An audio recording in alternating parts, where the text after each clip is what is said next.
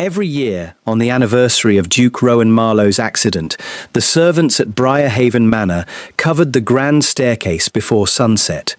Not with flowers, not with mourning cloth.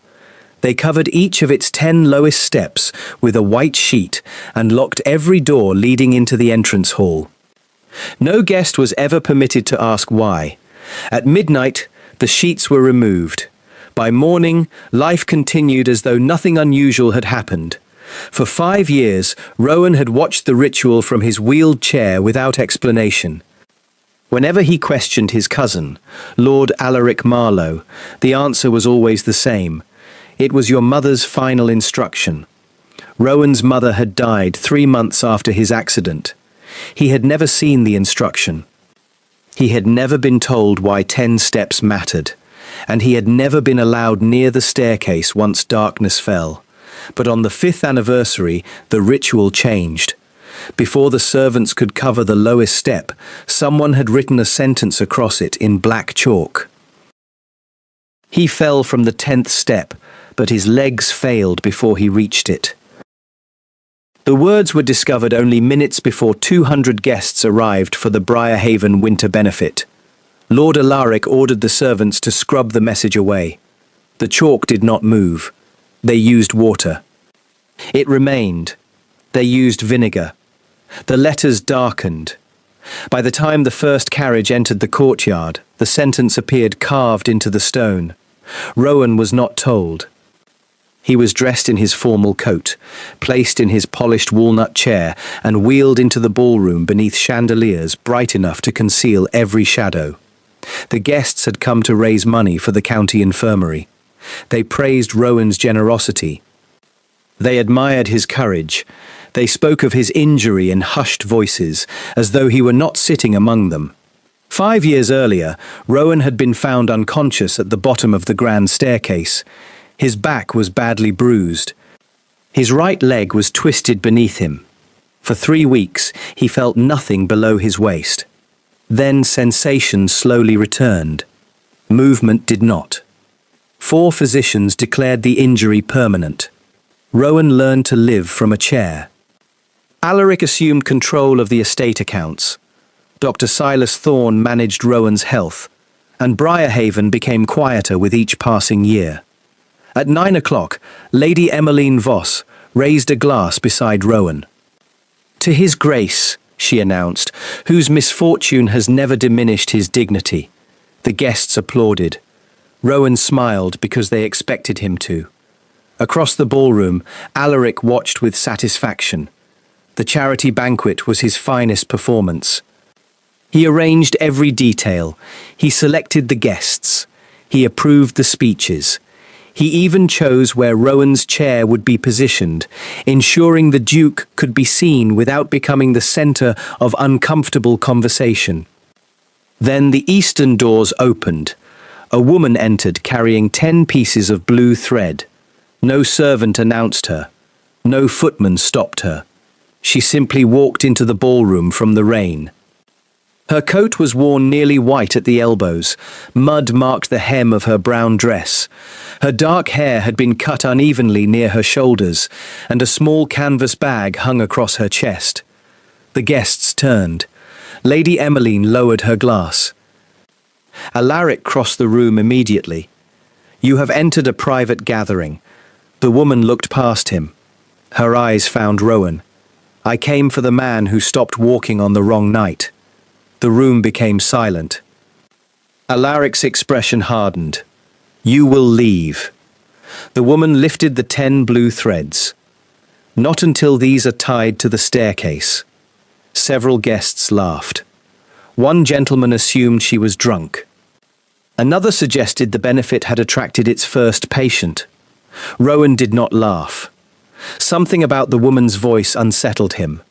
Not because she sounded mad, because she sounded certain. "What is your name?" he asked. Alaric turned. "Rowan, do not encourage this." The woman answered anyway. "Maeve Arden." Dr. Thorne rose from his chair near the orchestra. The colour disappeared from his face. Maeve noticed. "So," she said, "you remember me." Dr. Thorne recovered quickly. I have never seen you before. You still lie without blinking." The guests began whispering. Alaric signalled to two footmen. Maeve stepped toward Rowan before they reached her. "I need 10 days." Rowan stared at the threads in her hand. "For what?" "To help you cross those 10 steps." Laughter erupted through the ballroom. It began near the musicians and spread toward the dining tables. Lady Emmeline covered her smile with one gloved hand. A young baronet called out, "Will the threads pull him upward?" Maeve waited. When the laughter died, she looked only at Rowan. "I did not promise you would climb them alone." Dr. Thorne approached. His grace suffered severe damage to the lower spine. "No, you have not examined him. I examined the records you buried." Dr. Thorne's face tightened. Alaric stepped between them. "This woman is a vagrant who has wandered into the estate seeking money." Maeve turned her pockets inside out. They were empty. "I did not ask for money. What do you want?" "A room for 10 nights. Alaric laughed coldly. "In Briarhaven." "The abandoned laundry cottage will do." "And payment?" Maeve looked toward the staircase beyond the closed doors. "If he does not stand by the 10th night, I leave with nothing." Lady Emmeline leaned toward Rowan. "This is cruel. You should have her removed." Maeve heard her. "Cruelty is making a man repeat the same failure until he believes it belongs to his body." Rowan's fingers tightened. "What failure?" Maeve crossed to him. She stopped far enough away that no one could accuse her of threatening him. "Lift your right foot." "I cannot." "Try." Dr. Thorne shook his head. "This serves no purpose." Maeve ignored him. "Do not lift your leg. Lift only the front of your foot." Rowan looked down. For 5 years, physicians had asked him to push, bend, straighten and bear weight. No one had asked him to move only his toes. He concentrated. Nothing happened. Then his right shoe shifted. Barely. A movement smaller than a breath. But Rowan saw it. So did Maeve. Dr. Thorne stepped in front of the chair. "Muscular spasms are common." Maeve's voice became quiet. "Then why did you increase his sleeping draft when the spasms became stronger?" Rowan looked up. "What?" Dr. Thorne's expression did not change. "Your medicine prevents pain and restlessness. It also prevents him from waking when his legs move," Maeve replied. Alaric's patience broke. "Remove her." The footmen took Maeve by the arms. She did not resist. As they turned her toward the doors, one of the blue threads fell from her hand. It landed across Rowan's right shoe. His foot moved again. This time, the toe lifted visibly. The laughter stopped. Maeve looked back. 10 days, she said, but I choose the witnesses. Rowan's heart pounded. Who? Everyone who benefits from your chair. The words struck the ballroom harder than an accusation, shouted in anger. Alaric released a bitter laugh. You intend to turn his illness into a conspiracy.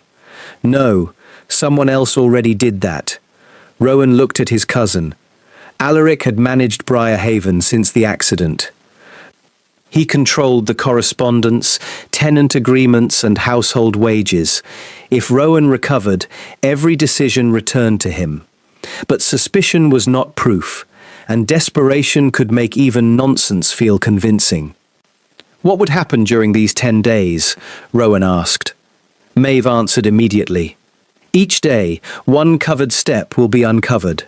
Why? Because your body remembers what happened there, even if your mind does not.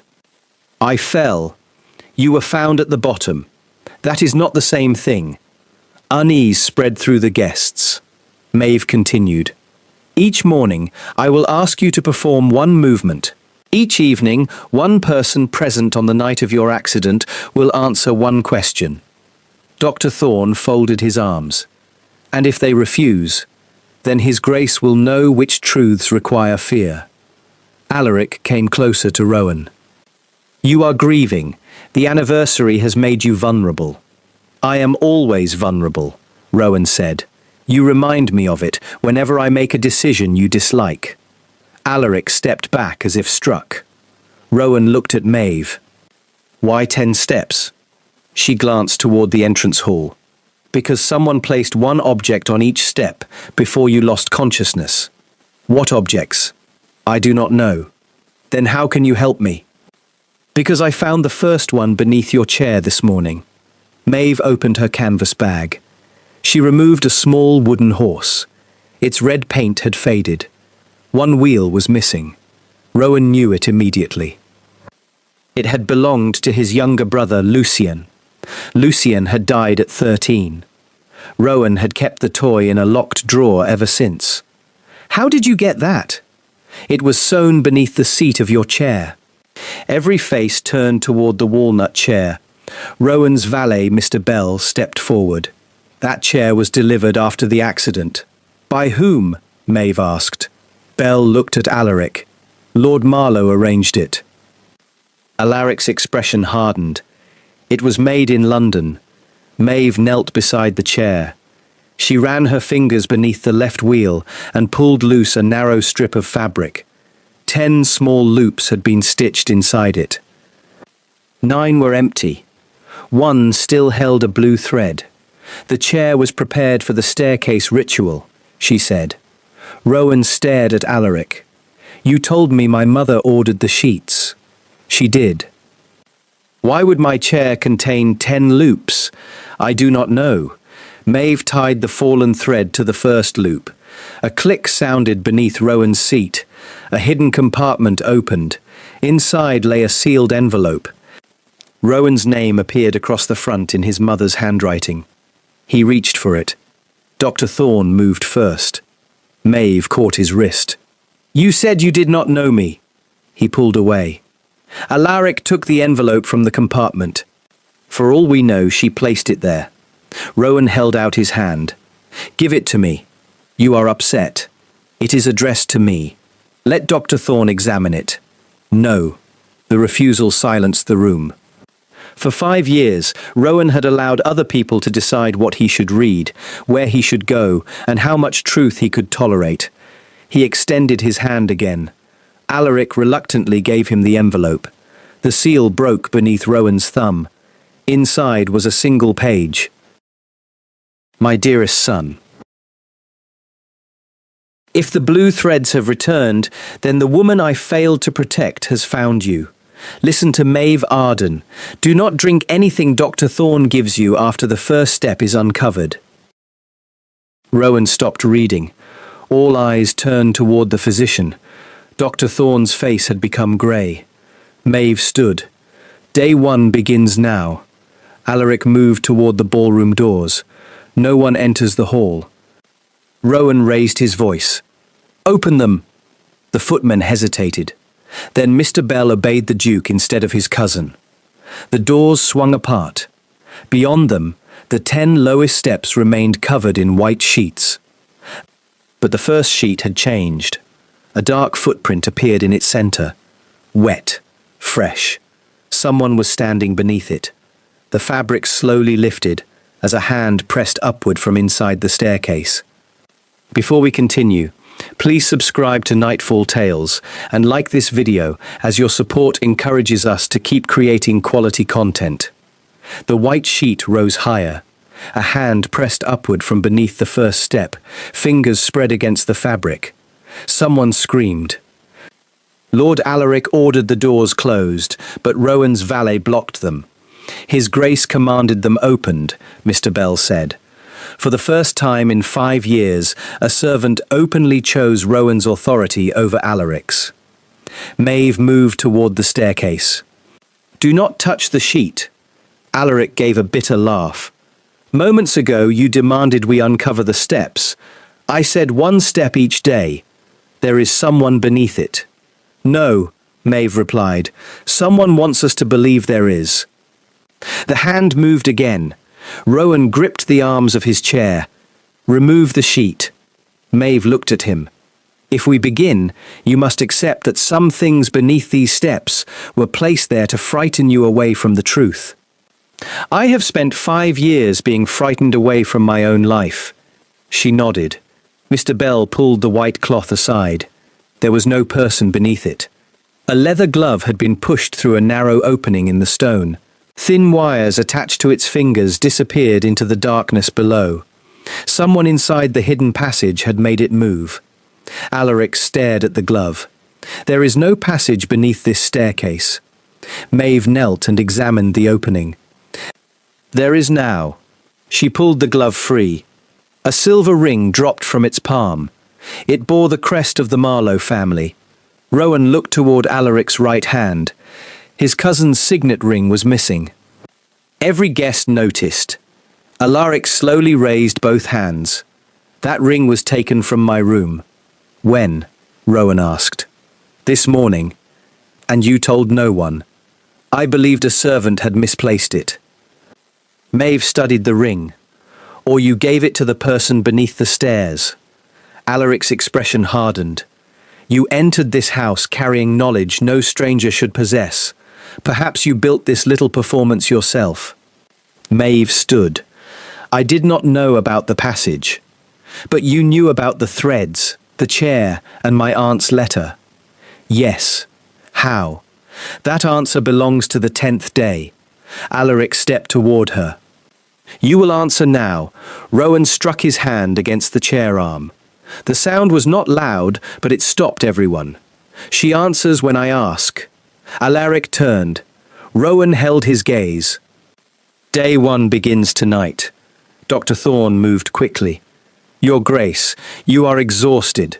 Whatever hope this woman has created, abandoning your treatment could place you in danger. Rowan remembered his mother's warning. Do not drink anything Dr. Thorne gives you after the first step is uncovered. What is in my sleeping draught? Rowan asked. The physician's expression remained smooth. Valerian, poppy syrup, and several harmless calming agents. Bring the bottle. My medical bag is in your chamber. Mr. Bell will retrieve it. Thorne's composure slipped. There is no need to turn your medicine into a spectacle.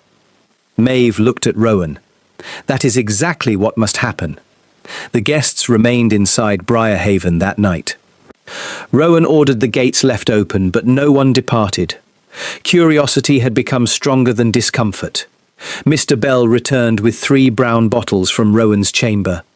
Maeve placed them on the dining table. She did not taste them or claim to identify every ingredient. Instead, she compared their labels.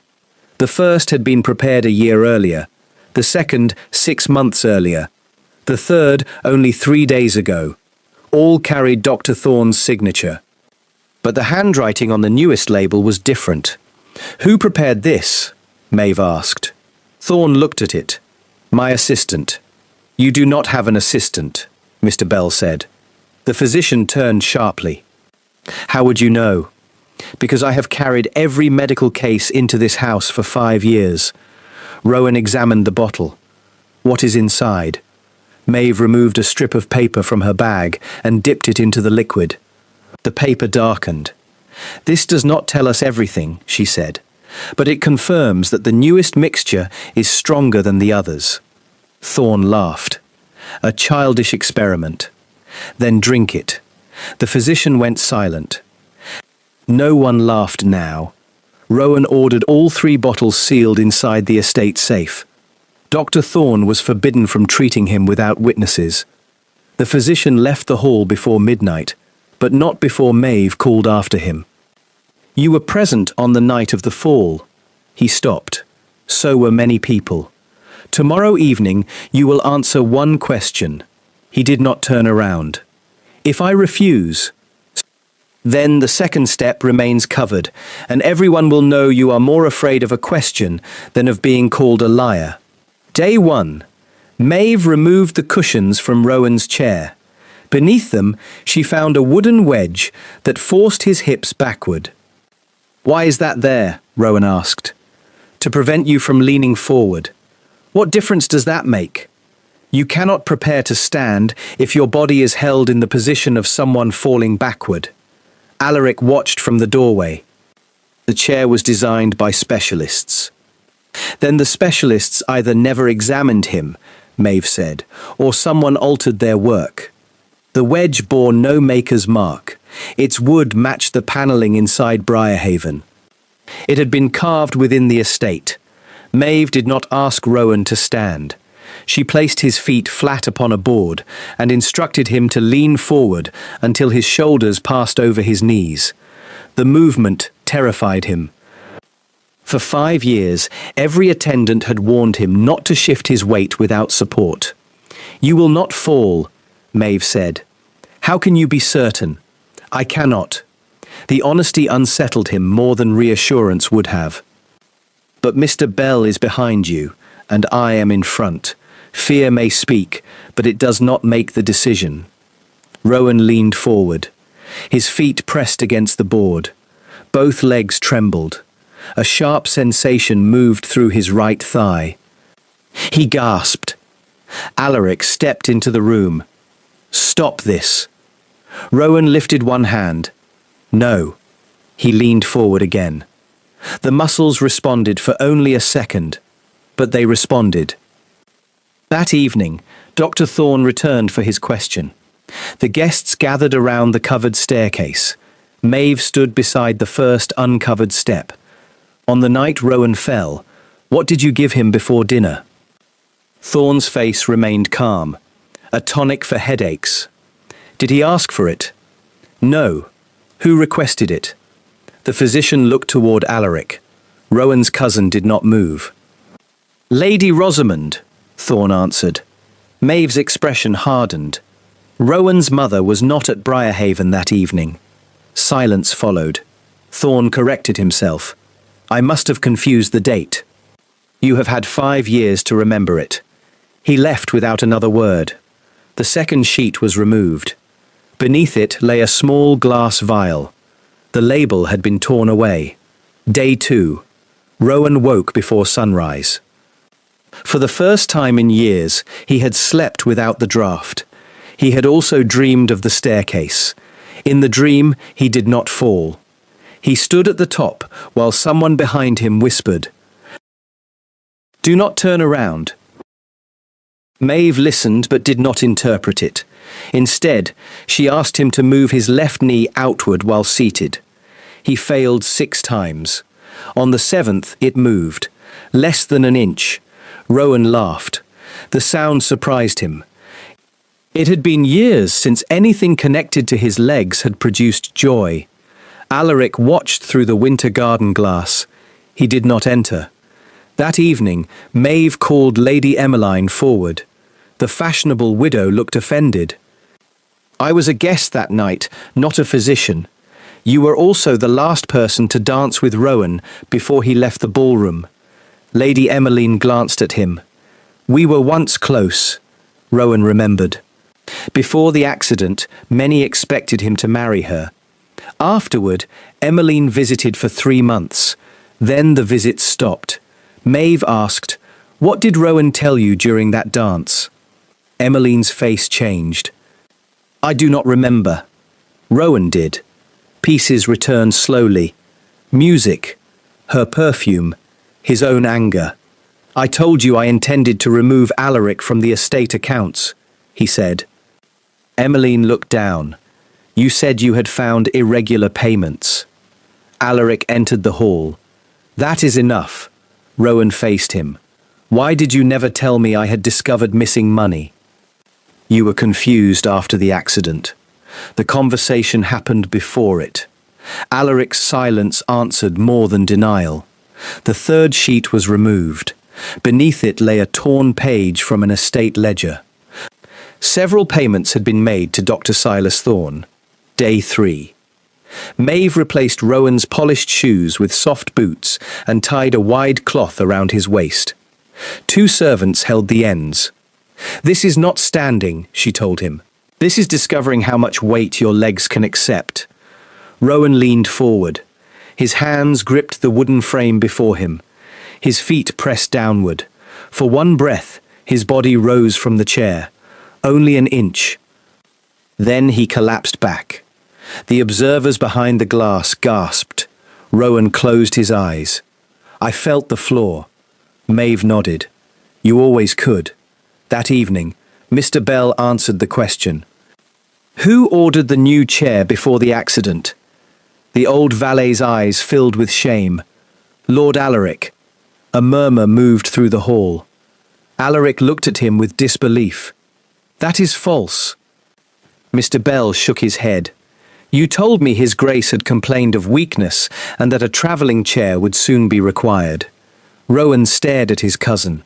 That was 4 days before I fell. Alaric's voice sharpened. You had been ill. I had headaches. You also stumbled twice, because Thorne was giving me a tonic I never requested. The 4th sheet was removed. Beneath it was a craftsman's receipt dated before the accident. The chair had indeed been ordered in advance. Day 4. Rowan refused assistance. Maeve refused his refusal. Pride is not strength, she told him. It is often fear wearing a better coat. With Mr. Bell and 2 footmen supporting the cloth at his waist, Rowan pushed upward. His knees shook violently.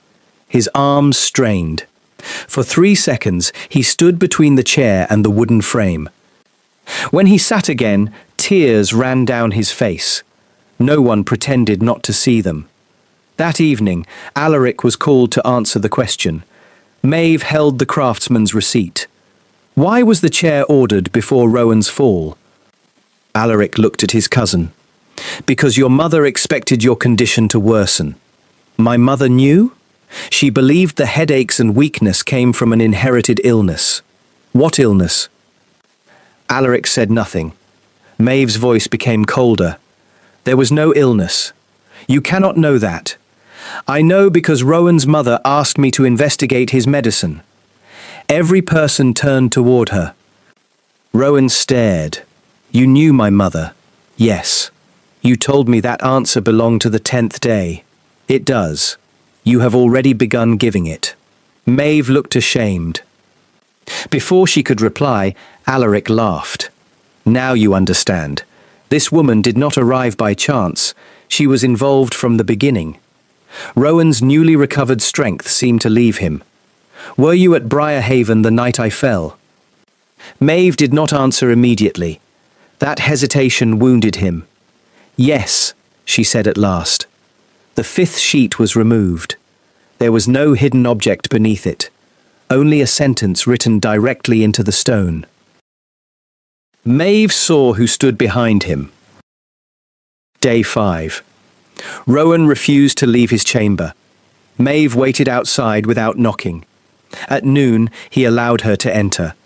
You watched me fall, he said. No. The step says otherwise. I saw who approached you. I did not see you fall. Who was it? If I name the person without proving the rest, every document in this house will disappear before morning. You ask me to trust you while hiding the one answer that matters. I ask you to survive long enough to hear it. He looked toward his chair. Was helping me walk ever truly your purpose? Maeve's eyes filled with a sadness he had not seen before. Yes. Why? Because your mother believed that if you stood, the people controlling your life would panic. And have they? A loud crash sounded in the entrance hall. They hurried toward the staircase. The 6th sheet had been torn away before its time. A message had been placed upon the uncovered step. She is not Maeve Arden. Beneath it lay a newspaper clipping describing the death of Maeve Arden 7 years earlier. Rowan looked at the woman who had given him back the first movement in his legs. Who are you? She opened her mouth to answer. Before she could, the front doors swung open. Dr. Thorne entered with 2 officers and a magistrate. He pointed directly at her. That woman escaped from St. Orison's asylum 3 months ago. Rowan looked from the officers to Maeve. Then, without allowing anyone to help him, he gripped the staircase rail. His legs trembled. He pulled himself out of the chair.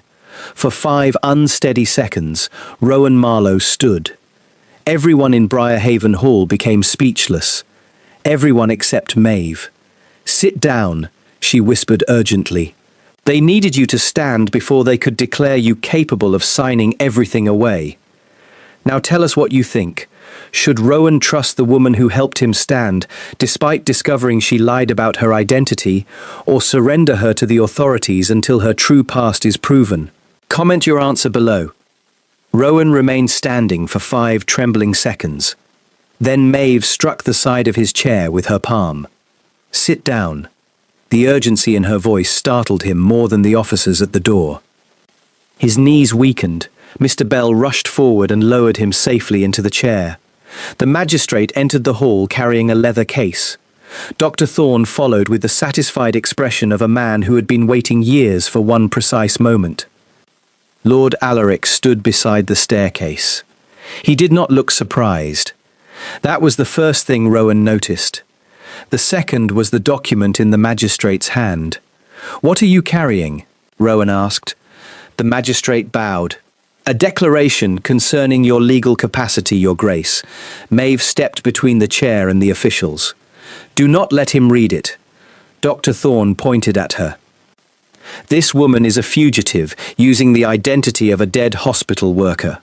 Rowan looked at Maeve. "Is that true?" She held his gaze. "The real Maeve Arden died 7 years ago." The admission passed through the hall like cold wind. "Then who are you?" "My name is Eliza March." Rowan recognized the surname. "Dr. Elias March. My father, the surgeon whose report had disappeared after examining Rowan. The man whose abandoned carriage had been found 4 years earlier. The man everyone believed dead." Eliza opened her canvas bag and removed a small brass key. "My father was asked to examine you 12 weeks after your fall. He discovered that your spinal injury was healing and that the weakness in your legs could not be explained by the damage alone." Dr. Thorne laughed. "A dead surgeon's daughter, inventing a convenient story. My father is not dead." Thorne's smile vanished. Rowan leaned forward. "Where is he?" "Hidden in the laundry cottage." Alaric moved first. He turned toward the western corridor, but Mr. Bell blocked him. "No one leaves," Rowan ordered.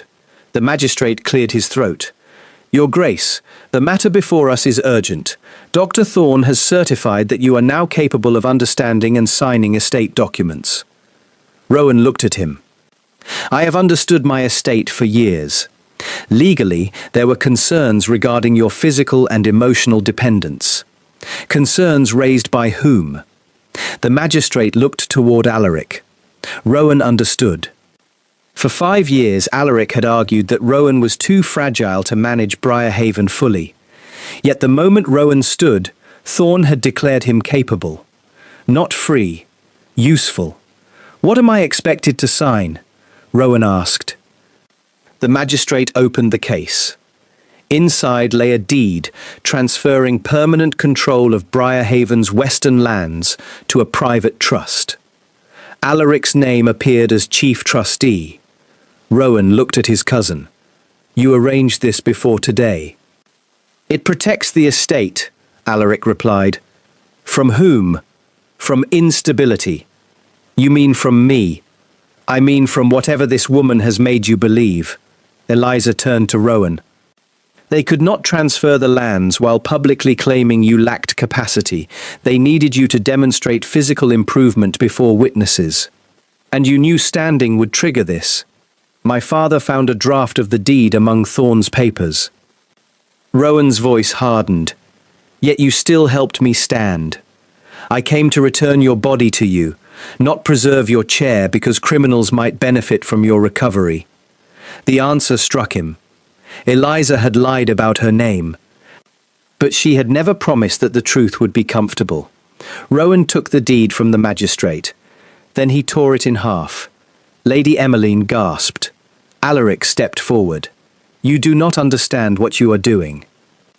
"I understand enough to know you prepared my chair before my fall. Your mother requested it." "No, you used her name whenever you needed my obedience." Alaric's face tightened. "Rosamond was terrified that you would discover what she had done." Rowan went still. "What did my mother do?" Eliza looked toward the covered steps. The answers are beneath the remaining sheets. Alaric laughed bitterly. Still performing rituals? No, Eliza said, finishing one your aunt began. She pulled the sixth sheet away completely. Beneath the false newspaper clipping lay a narrow silver case. Inside was a letter, addressed to Eliza March. She read aloud. If Rowan reaches the sixth step, tell him that I did not create the ritual to frighten him. I created it because every person involved believed he would never stand long enough to uncover it. The letter bore Lady Rosamond's signature. Eliza removed the seventh sheet. A small medicine ledger rested beneath it. Each page recorded Rowan's nightly draft. The doses increased whenever movement returned to his feet. Dr. Thorne backed away. Rowan looked at him. You knew. Thorne lifted his chin. I followed medical instructions. Whose? Alaric answered. Mine. Everyone turned. For years, Rowan had imagined that discovering the truth would bring relief. Instead, it brought a quieter horror. Alaric had not been manipulated by Thorne. He had directed him. Why? Rowan asked. His cousin stared at the torn deed. Because you intended to expose the estate accounts. You arranged my fall. No. The answer came quickly. Too quickly. Eliza removed the eighth sheet. Beneath it lay one of Rowan's old gloves. A dark blue thread clung to the cuff. Lady Emmeline covered her mouth. Rowan looked at her gown. Not the one she wore tonight. The one from his memory. Dark blue silk. You stood behind me, he said. Emmeline began to cry. I did not push you. What did you do? Alaric asked me to delay you near the staircase. He said he needed time to remove several account books from the study. You told me you loved me. I did love you. But you helped him. I believed he was correcting harmless errors before you embarrassed the family. Eliza stepped closer. What happened when Rowan turned away? Emmeline's voice broke. He became dizzy. The tonic. Rowan remembered now. The bitter taste before dinner. The ballroom turning slightly when he crossed it. The handrail beneath his palm. Then a voice behind him. Do not turn around. Who said it? Rowan asked. Emmeline looked at Dr. Thorne. The physician fled toward the corridor. Mr. Bell and two footmen stopped him. Eliza removed the ninth sheet. Beneath it was Dr. March's original report. Rowan read the final paragraph. The patient's initial weakness appears consistent with prolonged administration of a sedating compound. His fall likely worsened an existing condition caused by repeated dosing. With the compound withdrawn and structured rehabilitation begun, significant recovery is possible. Dr. Thorne closed his eyes. You drugged me before the accident, Rowan said. I treated your headaches. You created them. Alaric moved toward Rowan. Thorne exceeded my instructions. The physician laughed suddenly. Do not abandon me now. Alaric froze. Thorne looked around the hall. He wanted Rowan weak enough to remove from the accounts, not injured. The fall was an accident. An accident you used, Eliza said. Yes. His honesty was monstrous because it arrived without remorse. When Dr. March discovered the truth, we offered him money. He refused. We arranged his disappearance. Eliza's composure finally cracked. You imprisoned my father. For a time. Where? Alaric answered. In the old quarry cottage. Eliza shook her head. He escaped 3 months ago. Every eye turned toward her. That is why you entered the asylum? Rowan asked. I was never a patient. She removed a folded employment card from her bag. I worked there under Maeve Arden's name because Thorne stored medical records in its private archive. The real Maeve had been my father's assistant. Before she died, she gave him his assistant. Before she died, she gave him evidence that the hospital directors were hiding unlawful treatments. The newspaper clipping had told only part of the story. Maeve Arden had died. But her name had become a key Eliza used to enter the institution that destroyed both their families. "The officers were told you escaped," Rowan said. "They were told what Thorne paid them to believe." The magistrate looked toward the officers. Neither man met his eyes. Rowan pointed toward the door. "Go to the laundry cottage. Bring Dr. March here." The officers hesitated. The magistrate's voice sharpened. "You will obey the Duke." They left. Only the final step remained covered. Alaric stared at it. Something like defeat entered his expression. Rowan noticed. "What is beneath the 10th sheet?" Alaric said nothing. Eliza reached for it. He caught her wrist. "Do not." Rowan's voice became quiet. "Release her." Alaric looked at the man he had controlled for 5 years. Then he let go. Eliza pulled away the final sheet. Nothing rested upon the stone. No document, no vial, no hidden object, only a narrow line carved across the step. This is where he chose not to call for help. Rowan looked at Alaric. "What does it mean?" His cousin sank onto the staircase. "When you fell, I found you first." Rowan's breathing slowed. "You were conscious." "Barely." "Did you call anyone?" Alaric looked at the floor. "You moved your legs." The hall became utterly silent. "You tried to rise," he continued. "You said Thorne had poisoned you. You told me to bring Bell. But you did not. If Bell heard you, the accounts would be examined. How long did you leave me there?" 40 minutes. Lady Emmeline sobbed. Rowan stared at his cousin. 40 minutes on cold stone. 40 minutes while swelling increased. 40 minutes that may have changed years of his life. "You did not push me," Rowan said. Alaric lifted his eyes. "No. You simply decided that helping me would cost you too much." No one defended him. The officers returned with an elderly man supported between them. Eliza crossed the hall before they reached the staircase. "Father." Dr. Elias March embraced her. His face was thin, but his eyes were alert. He looked at Rowan. "I am sorry it took me so long to return. You already returned something more important." Rowan glanced toward Eliza. Dr. March examined him the following morning. He did not promise miracles. He did not speak of complete recovery. He said that Rowan's progress would depend upon patience, continued exercise, and the damage left untreated for years. Rowan accepted the truth. It was more generous than false certainty. On the 10th day, the guests gathered again in the entrance hall. No banquet had been prepared. No speeches were given. Alaric and Dr. Thorne had been taken to answer formal charges.